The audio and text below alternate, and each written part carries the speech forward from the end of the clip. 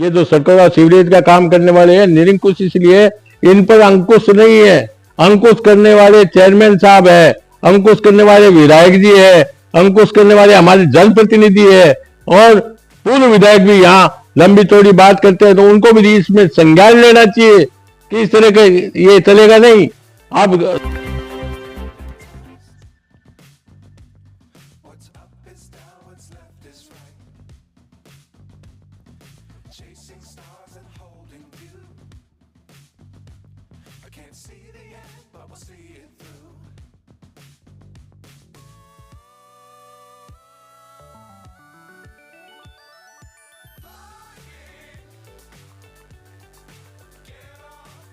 Sir, Churu जिले में रतनगढ़ कस्बे की सड़कें सबसे बढ़िया थी, हर गली में मेन रोड, लिंक रोड सब बढ़िया थी। पिछले 2-2.5 साल से सीवरेज वाले काम कर रहे हैं, पूरे कस्बे की सड़कें तोड़ के सत्यानाश कर दिया है। जबकि जिम्मेदार नेता जो यहाँ के हैं रतनगढ़ के, वो मौन है।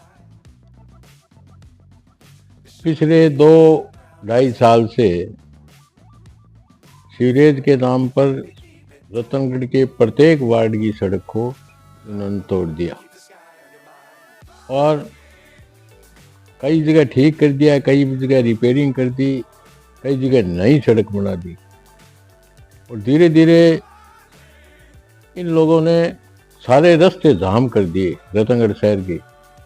टेम्पो वाला परेशान, साइकिल पर चलने वाला परेशान, पैदल चलने वाला परेशान और गाड़ी में चलने वाला परेशान।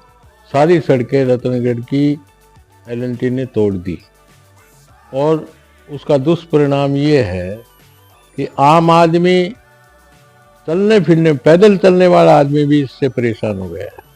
इसलिए ये जो विकास हो रहा है, लेकिन विकास के साथ साथ भ्रष्टाचार भी हो रहा है और भ्रष्टाचार में सारे लोग सम्मिलित है।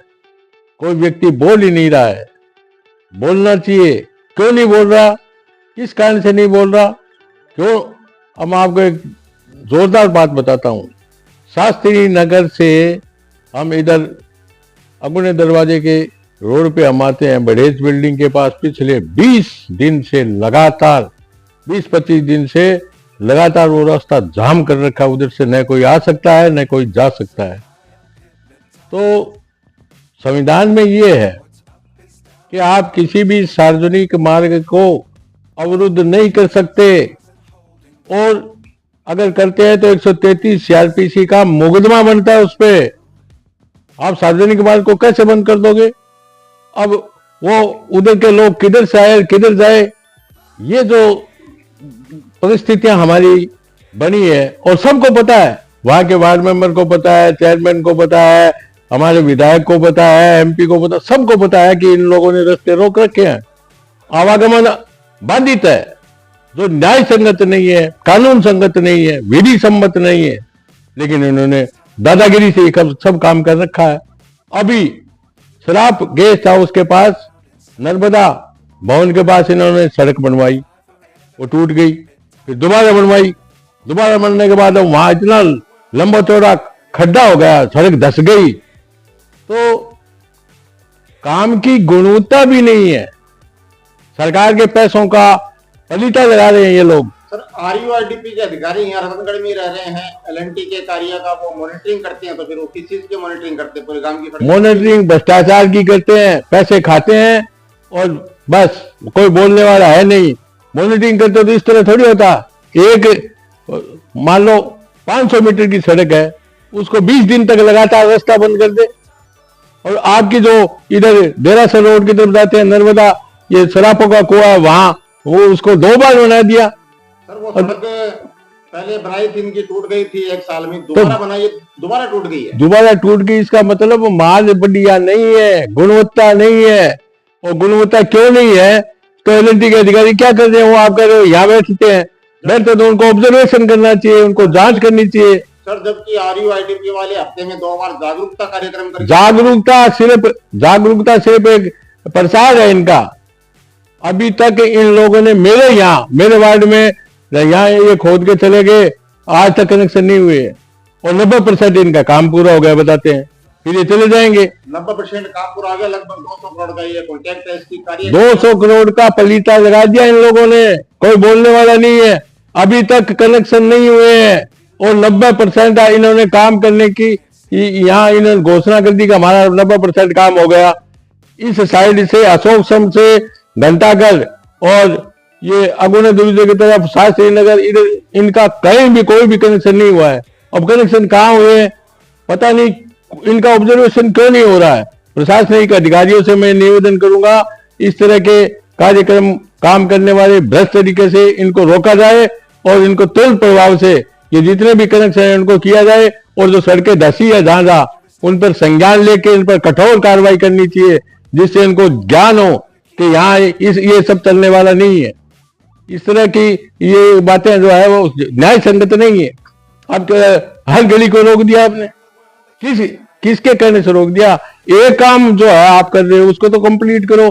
75 जगह आपने काम चला रखे हैं और जगह जगह आपने रास्ते रोक दिए। तो रोजमर्रे के जो काम करने वाला व्यक्ति है उसके बहुत बड़ा व्यवधान है आने जाने में, गलत है। इस तरह नहीं होना चाहिए और गलत ही नहीं है, न्याय संगत नहीं है।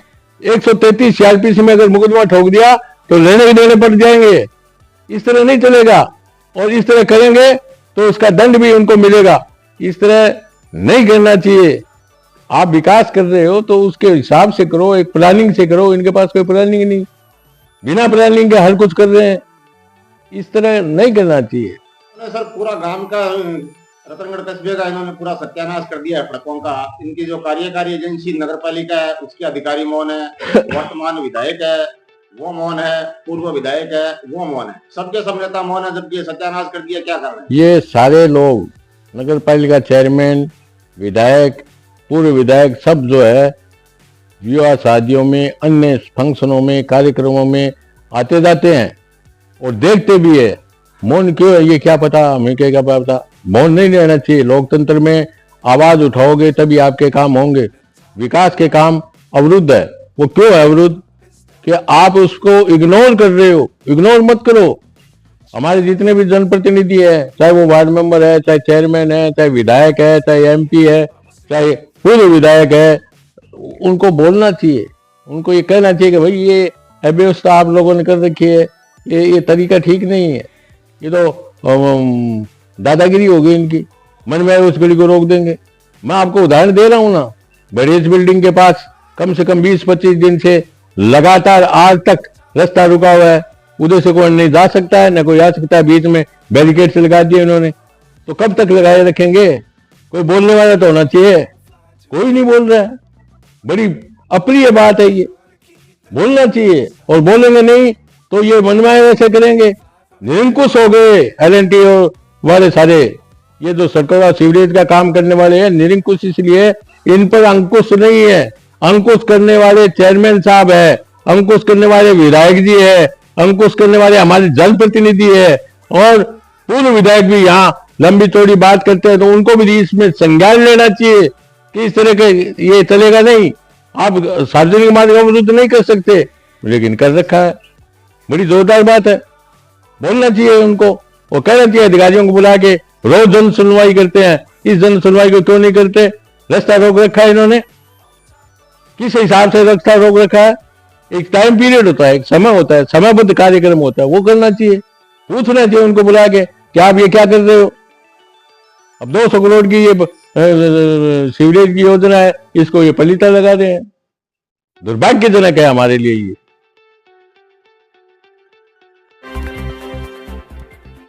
कुत्ते के पत्थर मारने पर मारपीट करने व जाति सूचक गालियां देने का आरोप लगाते हुए रतनगढ़ निवासी महिला ने थाने में कराया मुकदमा दर्ज।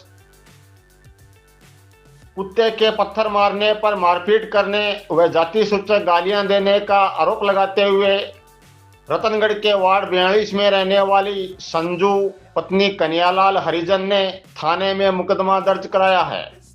बुधवार शाम 6 बजे पुलिस ने बताया कि संजू ने रिपोर्ट में लिखा है कि वो गांव गौरीसर में सफाई का कार्य करती है।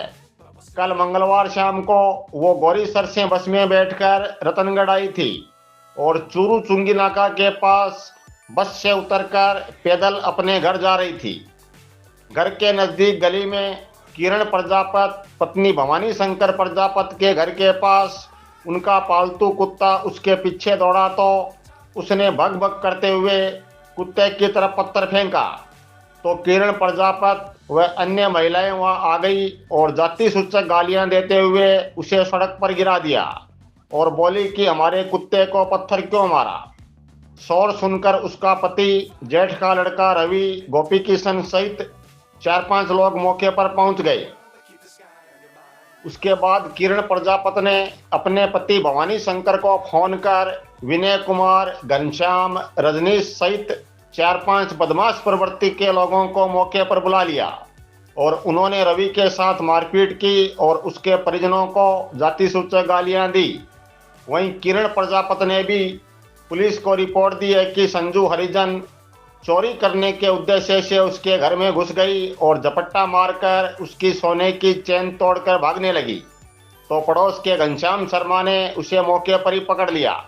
तभी संजू का पति कन्हैयालाल, गोपी, विनोद सहित 15-20 लोग मौके पर आ गए और उन्होंने सावित्री के साथ मारपीट की और मौका पाकर उसकी कान की बाली तोड़ ली और उसकी सोने की चेन खुर्द बुर्द कर दी। पुलिस ने परस्पर मुकदमे दर्ज कर जांच शुरू की।